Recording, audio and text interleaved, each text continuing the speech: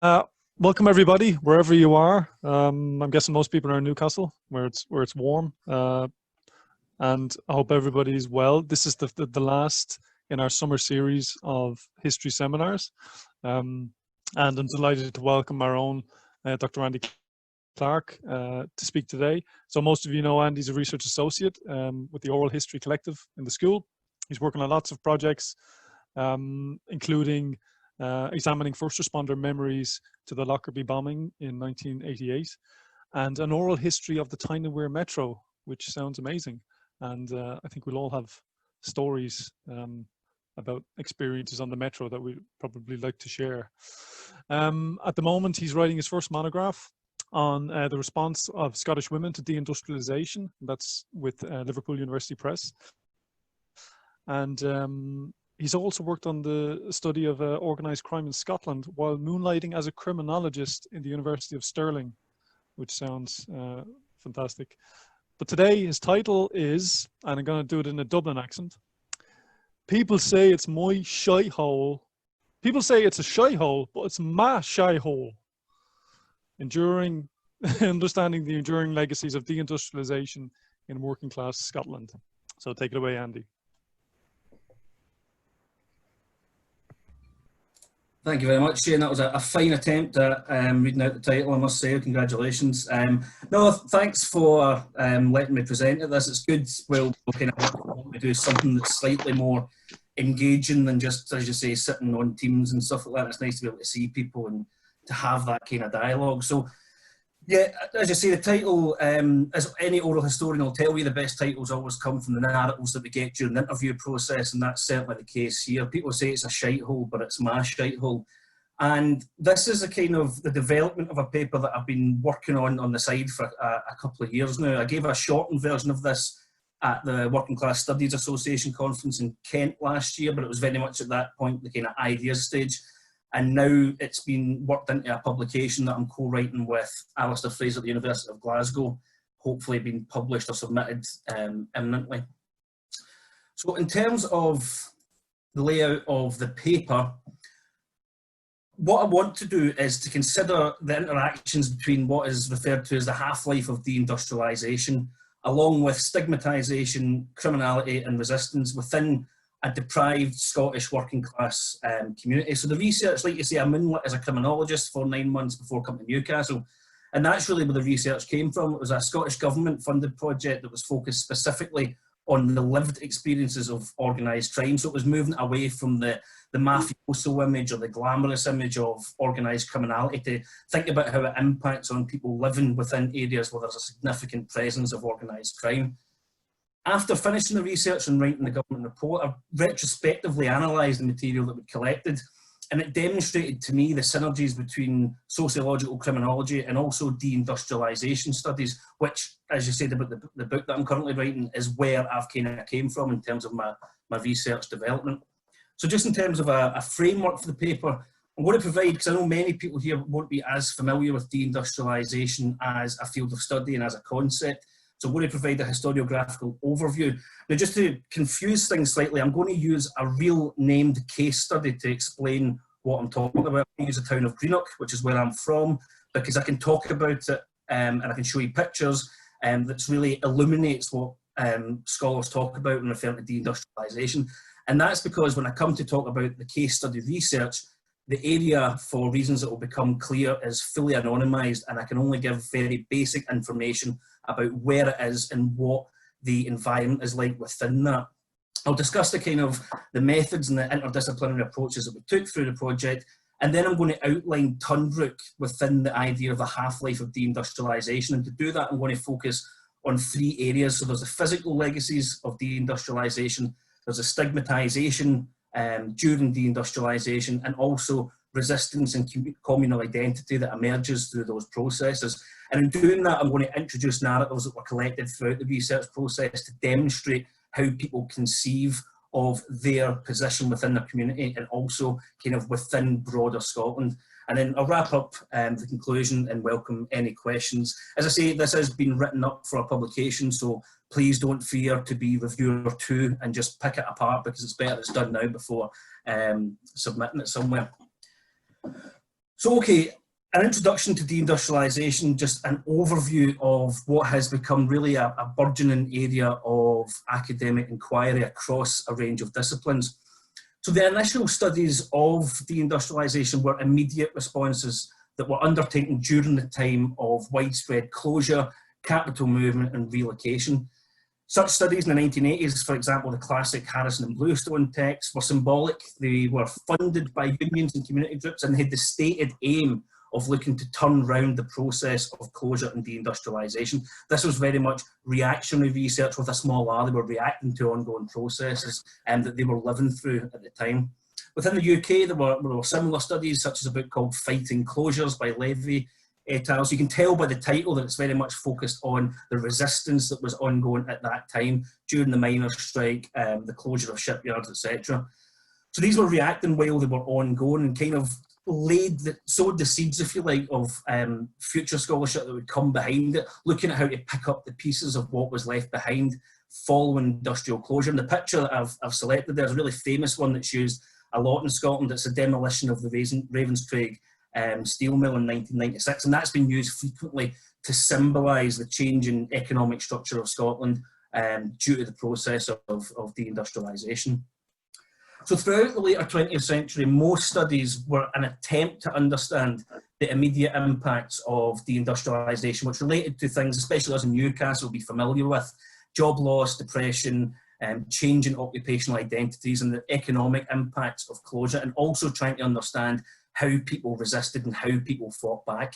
And the image that I've used there is the very famous one of Jimmy Reid at the Upper Clyde shipyard in 1971 when he was addressing the workers when they took over the shipyard to oppose closure that was imminent, which was a major victory for the trade union movement at the time.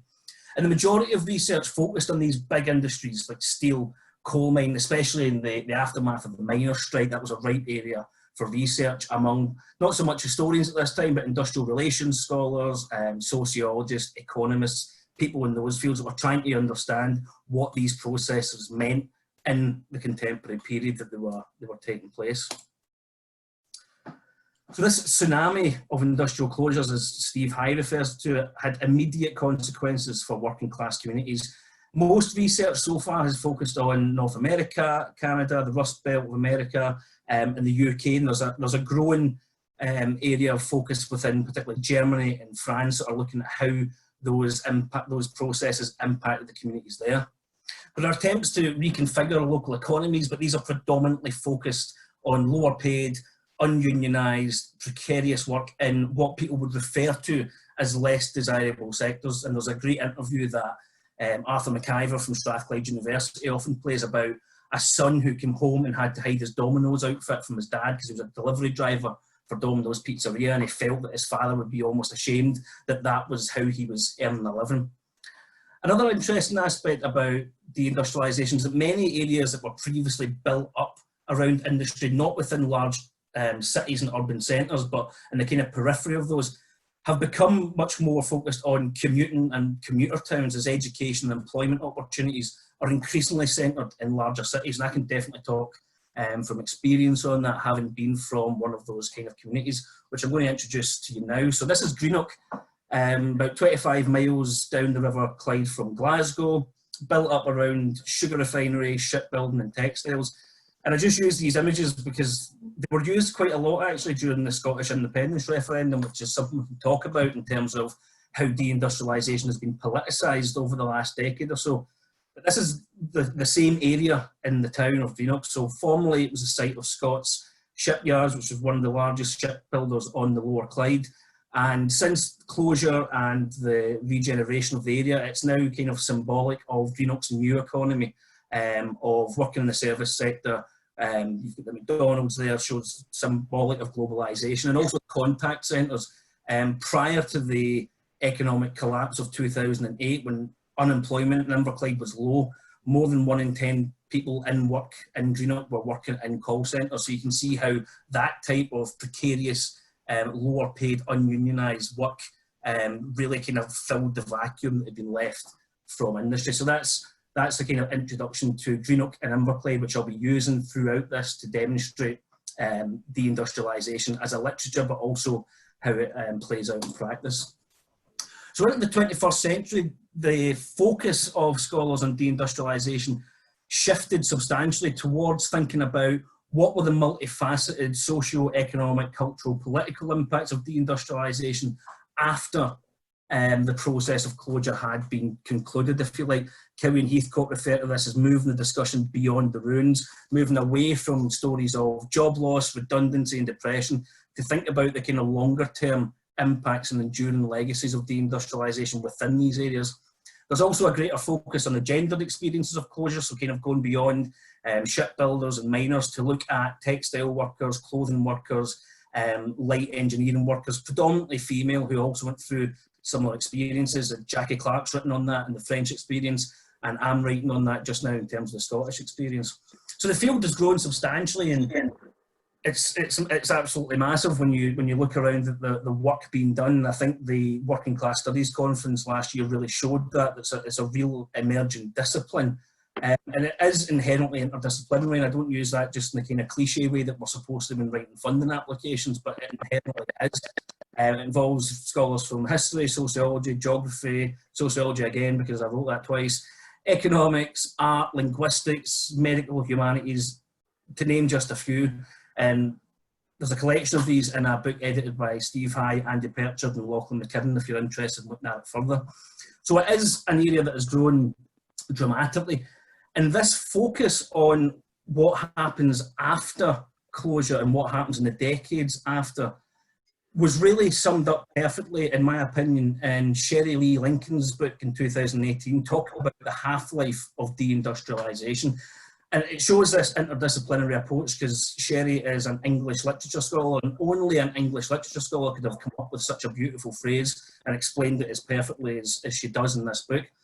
So she uses the notion of the half-life of radiation, which I tried to get graphs and stuff showing understand them because they're all very sciencey, but essentially it refers to the period of time in which radioactive material loses its radiation, but still contains radioactive elements that can cause problems and difficulties. So if you think about dumping a radioactive container in the sea, the amount of radioactive material is going to dissipate over time, but the half-life of that is what happens once there is still sufficient radioactive material to cause harm to anyone that comes into contact with it.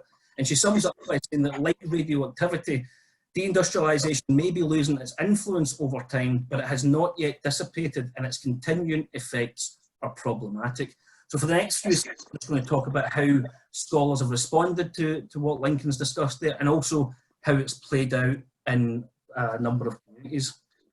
So some of the factors that Linkon points towards in terms of the evidence or the impacts of the half-life of deindustrialisation are things that include high levels of poverty, addiction, unemployment and suicide as demonstrative of the physical legacies of deindustrialisation within areas previously dependent on manufacturing employment. Deindustrialisation within these areas is omnipresent. It includes things like abandoned industrial infrastructures and poor quality of environment, as J. Emery spoke about in a piece published in 2019. So the way that I'm trying to kind of figure this in my own mind and my own writing just now is to consider deindustrialisation as both a historic event that we can look at as historians, but also a contemporary social force that continues to have significant impacts on people living within deindustrialising areas. The lack of steady work, external stigmatisation, hardship and deprivation impact not only those who lost work during the tsunami period of deindustrialisation, but also those who continue to live there and who have been born in the communities in the decades post-closure. And an interesting part of this has been the longer-term political impacts of deindustrialisation. If we look at the election of Trump, much emphasis was placed on the Rust Belt communities in the American Midwest. Brexit was much the same. The 2019 election, you've seen the fall of the Red Wall in the northeast of England. The Scottish independence referendum was appointed too earlier. Deindustrialisation has been a key factor in each of these political developments, especially for political scientists trying to understand dramatically changed voting patterns and political behaviours. So if we go back to Greenock and Inverclyde, we can see evidence of what Linkon would point to as a half-life of deindustrialisation. So just as a very quick overview, Greenock and Inverclyde suffered substantially due to the closure of the shipyards, textile mills and sugar refinery. Unemployment throughout the 90s usually ran at about 50% higher than national averages. And looking at it from news stories in the last couple of years, we can see some of these legacies playing out within the town. So there's the article there about drug-related deaths at a 10-year peak in an area that is synonymous with drug addiction and drug-related deaths. And in 2018, at a period that unemployment was decreasing substantially, Inverclyde continued to top the table in terms of the numbers. Bringing it right up to date, at the start of the year, Greenock was announced as, or the town centre of Greenock, it was announced as the most deprived area in Scotland, based on the Scottish Index of Multiple Deprivation. And you can see the kind of immediate impact that had, that in May 2020, Greenock was announced to be Scotland's COVID capital based on cases per of the population and also the death rate within the population as well. And you might just be getting an idea of why my good lady is not too keen on moving back to my hometown, despite the fact that I keep trying to convince her to do so. But we can see these long-term impacts of deindustrialisation out within a relatively small area. It's a population of around 58,000, but it's also it's almost a microcosm of these bigger developments that we talk about when thinking about the social legacies of deindustrialisation. So moving on away from the deindustrialisation literature, and just to give some kind of background to where this research came from, the Community Experience of Serious Organised Crime project was commissioned by the Scottish Cabinet Secretary for Justice, who at the time was Michael Matheson, MSP, and it involved researchers from 3 universities. It was Glasgow, Stirling and Abertay, as well as the Scottish Community Development Centre, a third sector partner organisation that assisted in the research. So I was appointed very much moonlighting, as Shane said at the beginning, as a kind of sole full-time research fellow on the project. And I was responsible for the majority of the community-based ethnographic fieldwork. It was to be a qualitative study that was to really focus in on the lived experiences within communities that are severely impacted by serious organised crime. And the final report did have quite a significant impact in terms of the government's approach. I hope you can see this. It's just a couple of news stories that I picked up following the release of the report, because one of the main things that we found was organised crime in deprived areas in Scotland is much less about guns and car chases and things like that, and much more about preying on people who are already vulnerable due to mental health problems and poverty.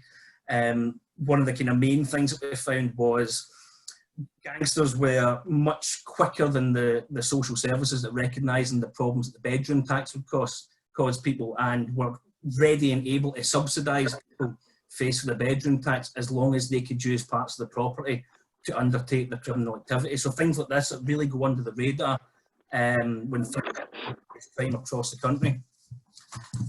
In terms of the research design, we came up with a typology that we wanted to consider organised crime in all of Scotland's kind of diverse communities. So we came up with 3 rough typologies: urban embedded, semi-urban embedded, and national diffuse. And just to put this in a context that those of us in the northeast would understand, an urban embedded community would be, for example, Wallsend or Walker, or somewhere within a large metropolitan centre or close to it. Semi-urban embedded, post-industrial villages, mining villages, so that's you're looking kind of County Durham, places around then. And then national diffuse focus really on the kind of flexible and hidden networks of vulnerability and exploitation. So that focused on people trafficking, modern slavery, and mobile and internet-based organised crime. So a number of factors contributed to the final selection of case study sites, one of which actually was the fact that I'm from Greenock, which meant we couldn't use that because that had been longlisted before I joined the project. So by being from there, it wasn't possible to use it as a case study site due to the potential ramifications and security risks that the project posed.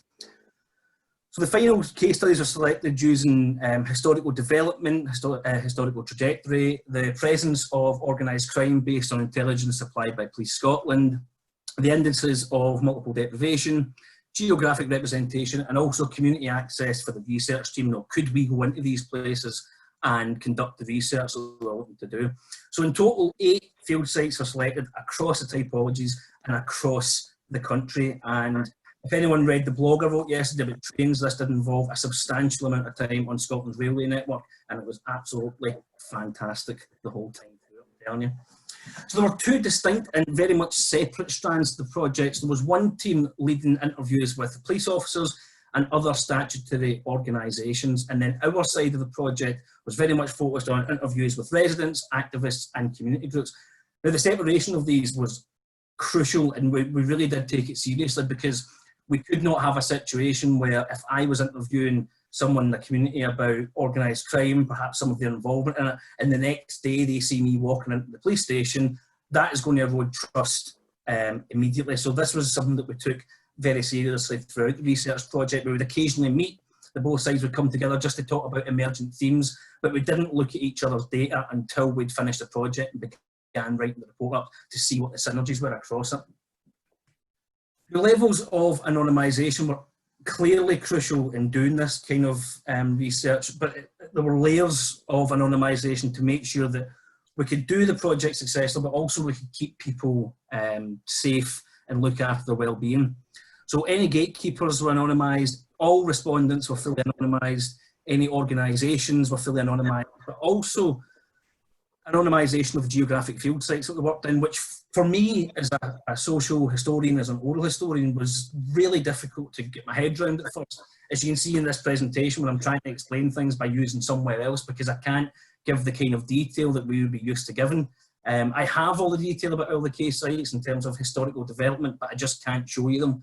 I can't publish them because it could then be easy for people, if they wished, to be able to see where it was we were doing our work, and that could cause problems.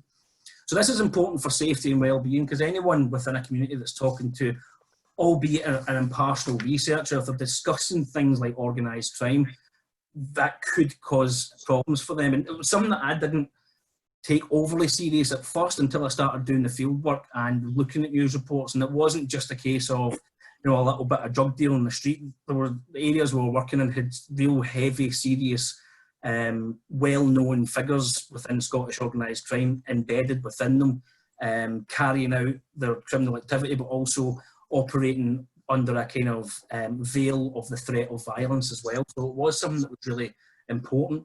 But what it also did is opened up the opportunity for the respondents to discuss their experiences and their perspectives openly. And what I mean by that is anonymisation, particularly of the geography, allowed people to reflect on what it is like to live in their communities without the fear of additional stigmatisation, which was really important as the research progressed. Anyone that's in this chat who is from Scotland, if I told you the real name of the case study sites, you would go, oh yeah, I know where they are, because they're front page news, they're on the news report, they're well known as being rough, negative, heavily stigmatised. So some people were understandably concerned that the project, particularly with a focus on organised crime, could just further compound these views. So we took a lot of time to have initial conversations and utilise trusted gatekeepers to really emphasise the fact that not only will your name not be put out, but any public reports that come from this, you will not be able to identify the area that we did the research. Because really the areas, although they are well known, there could be a number of places across Scotland. The fact that I used Greenock as pretty much a comparator with them demonstrates that they could be anywhere.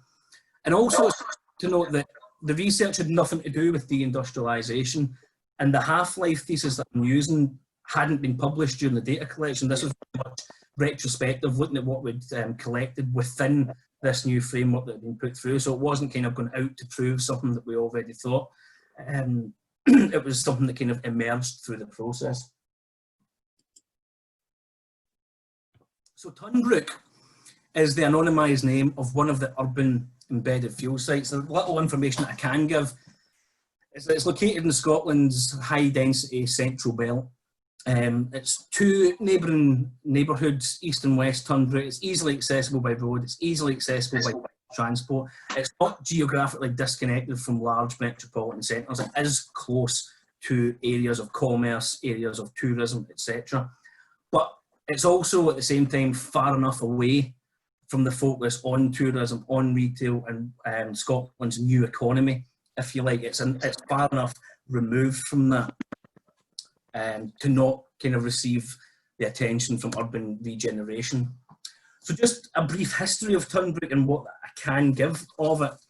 The development since the 1970s, I would argue, is a microcosm of deindustrialisation. East Tunbrooke was built up entirely around a foundry in the 19th century, predominantly tenement housing stock centred around what is now a dilapidated high street. West Tunbrooke was part of slum clearance programmes. It has interwar council housing along with high-rise flats. So minimal shops, minimal leisure facilities. Quite common in Scottish urban development at this time was to create places of lots of houses and not much else for people to do for leisure. So there was a closure of local industrial employers from the 1960s. The foundry that East Tunbrooke had been built up around closed down. The closure of employers within each commuting distance led to a huge growth in unemployment and poverty that has remained persistent in Tunbrooke for the last 40 or 50 years. Now, looking at how criminality kind of comes into play with this, Alice Ma, in an article looking at Wallsend in Newcastle, talks about the profound uncertainty that follows industrial closure. And what we see in Tunbrooke is this created a vacuum for serious forms of criminality to become embedded within the community. Escapism through drugs, but also the ability to join or take part in the illicit economy when the illicit economy no longer offered opportunities for employment.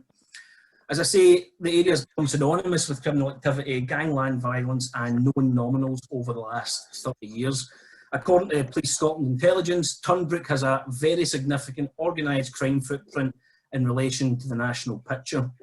In terms of deprivation, according to the Scottish Index of Multiple Deprivation, Tunbrooke is generally very deprived. It comprises 17 data zones, all are in the top 20 of the most deprived in Scotland, and 11 of the 17 are in the top 5% of most deprived areas in Scotland. So looking at how this plays out with the notion of the half-life of deindustrialisation rather than criminality, I want to focus first of all on the physical legacies of deindustrialisation and how they impact people's lived experiences within Tunbrooke.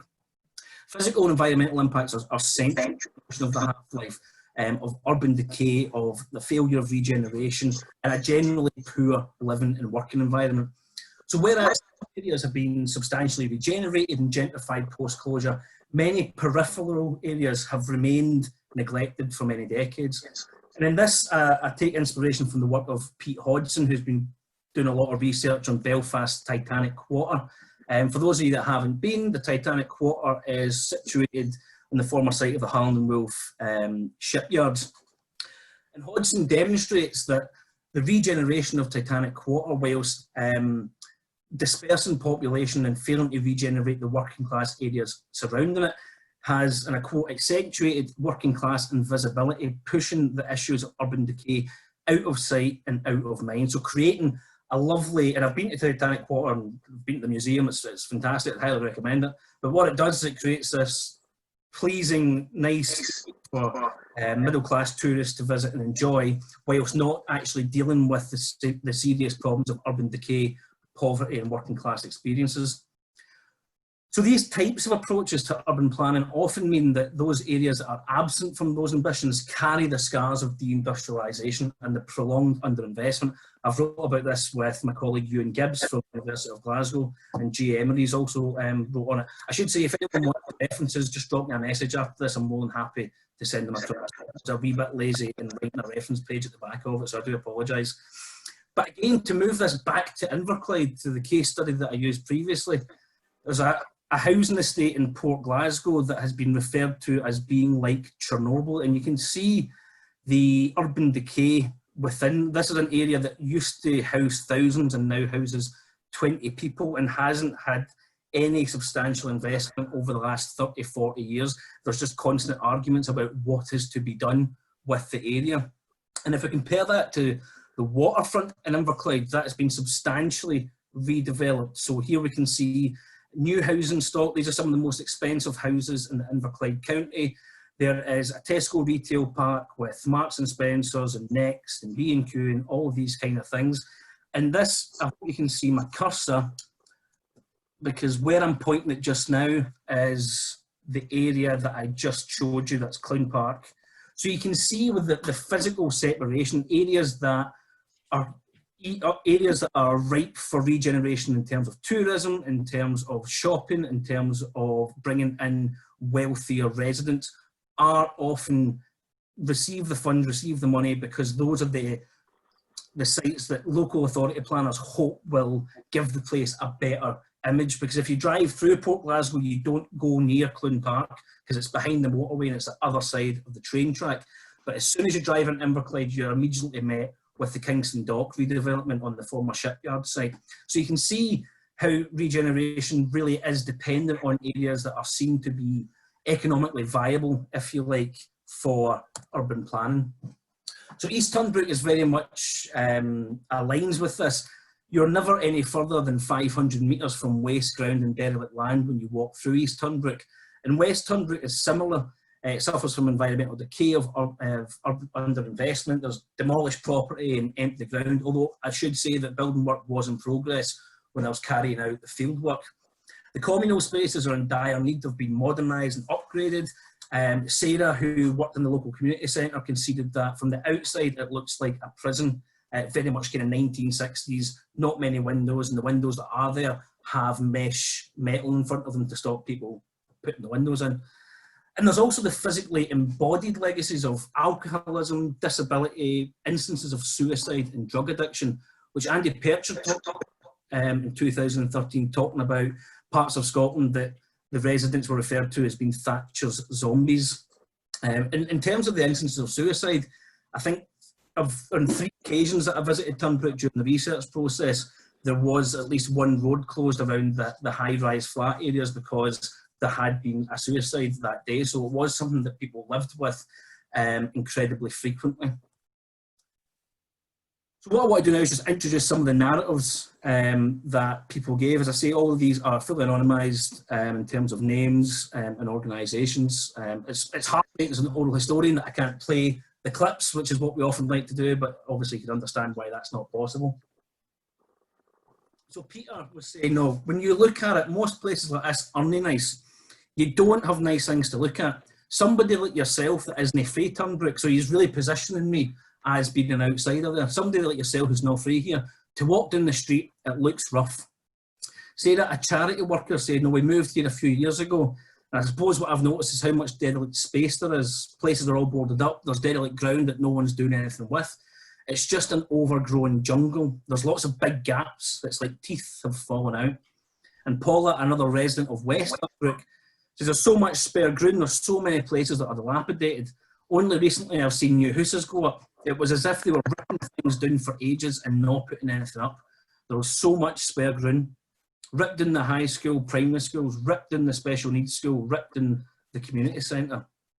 I think what's really interesting in these narratives is that the use of language, being like an overgrown jungle, like teeth missing, and Paula's frequent use of ripping things down. No, this isn't regeneration, this is demolition with little long-term planning. And in terms of the embodied physical legacies, Michelle talked about, there's been an increase in drugs in the community, mental health problems has increased, alcoholism's increased. I think there's more poverty-related issues than there's ever been. This is obviously 7 years into the austerity programme. Stephen, a resident and community activist, talked about, we've got suicide rates going up.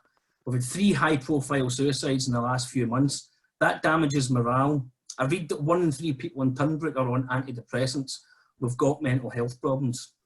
And then Eileen, who was an older resident, talked about, the drugs started, and then for a wee while the injections stopped. You had been finding needles everywhere at one point. They're all into the tablets now. You see people in their 40s and 50s in wheelchairs and walking sticks. So I think what the narratives kind of demonstrate is this physical legacy of deindustrialisation in terms of the landscape of Tunbrook, but also the embodiment of that for the people living there due to decades of underinvestment and decline. Moving on to the second aspect that I want to discuss, stigmatisation.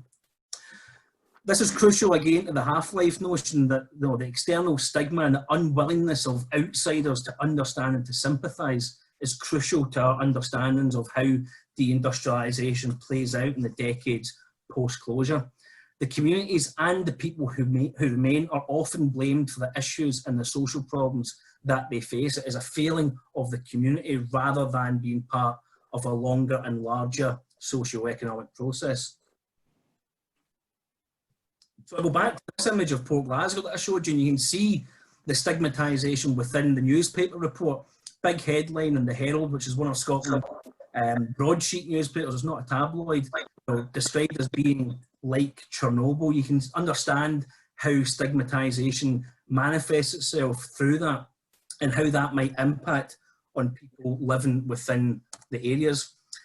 And the communities of Tunbrooke really are bywords for social ills in 21st century Scotland. You know, it's like, I heard someone say, it wasn't part of the research process, it was someone, a friend of mine said, oh God, you don't want to be going up to Tunbrooke, you don't want to be spending too much time up there, because they'd never been, but they knew the, what's the word I'm looking for, they knew the kind of perception and the way that people viewed the area as being a hotbed for crime, organised crime, violence, poverty and deprivation. And this view of people from the outside really emerged as central among the respondents throughout the research process. Michael's a school teacher who was brought up in Tunbrooke, and he says, I can see it in my colleagues. Most people in the job class are certainly not for here. There's a patronising side. A couple of years ago, staff got took on a tour on a bus of the local area. It was like a zoo tour, you know. Helen, a council worker, said it's not helpful when you see murders, gang fights on the front page. It's very difficult to get other groups to come into the area based on its reputation. And it's not just crime that becomes health. Other groups know that the area has a reputation and they won't come in. I mean, she's talking about groups, she's talking about organisations for community groups and that kind of thing. And Sarah, a charity worker, says, you know, there's some level of stigma because the press is always full of you hear all the negative stories. I think people do feel the stigma of that. It's an easy sell to say there was a drugs raid in Tunbrooke. Oh, well, that's just Tunbrooke. It's an easy sell. And another kind of anecdote that came out through for the research that was when the recorder was not on was there was a good news story in Tunbrooke, and one of the community activists got in touch with the local newspaper to come and cover it, and they sent the crime reporter because it was a story that was taking place in Tunbrooke. It didn't matter what the story was. That reporter knew the area and was felt as best placed to be able to report on it. So that stigmatisation is ongoing and enduring and impacts people in their day-to-day experiences. And the last aspect I want to look at is how people within Tunbrooke resist these ideas of stigmatisation and develop a communal identity. And in doing so, I really look at the work of Alice Ma again in Newcastle, because it offers an interesting theoretical insight. She argues that one might suggest that all that is left in Walker is a deindustrialised atmosphere, one of decline and deterioration. I think it's possible to argue that there's a sense of unity amidst the disarray, a solidarity amongst people which originates from a shared industrial past. So whilst acknowledging the problems that are faced by those living and working in the area, there was within Tunbrooke a clear sense of identity based on working class experience and kin and friendship relations. And this manifests itself in a sense of social solidarity and helping one another through times of ongoing crisis.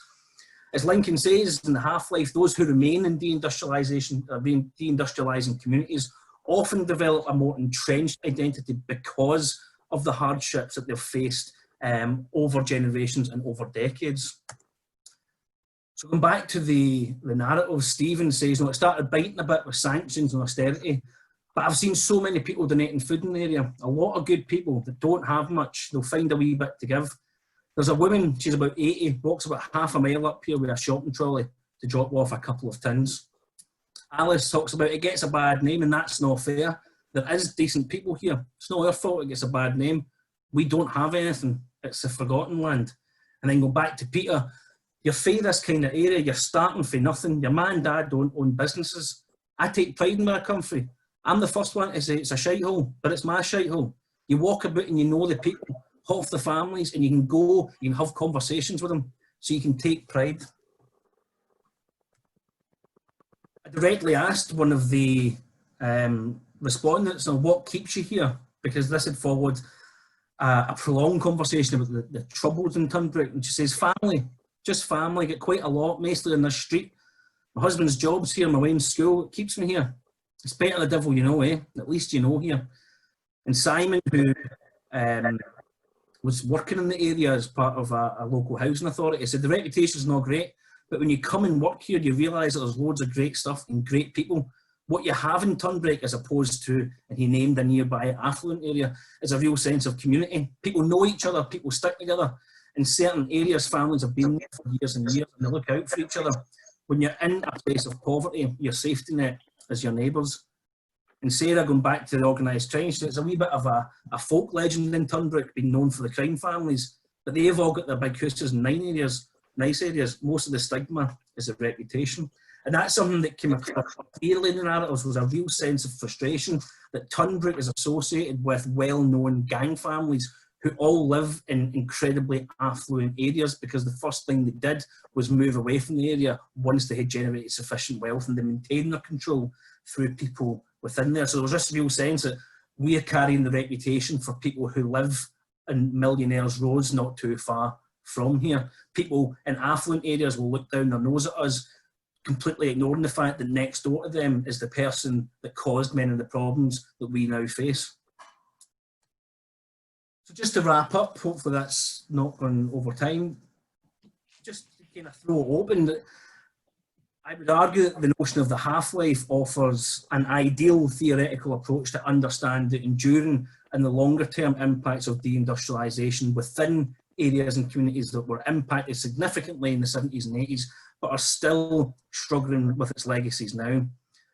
Greater investigation is required of the impacts of capital closure on those who have come after the tsunami period, those who are being brought up in areas where there isn't much employment, but lots of stories of what it used to be like when there was manufacturing and industry within the area.